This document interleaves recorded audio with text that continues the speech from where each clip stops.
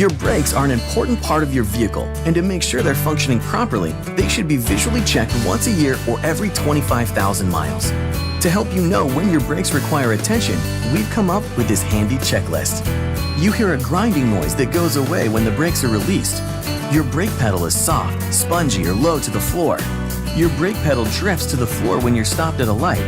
Your brake pedal is harder than normal. When you apply the brakes, your car pulls to either side. One or more wheels lock up when you brake.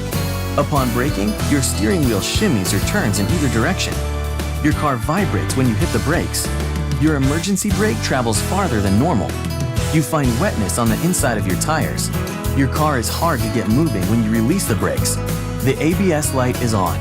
If your vehicle experiences any of these symptoms, you know it's time to bring it into your closest Cottman transmission and total auto care location for a checkup. Until next time.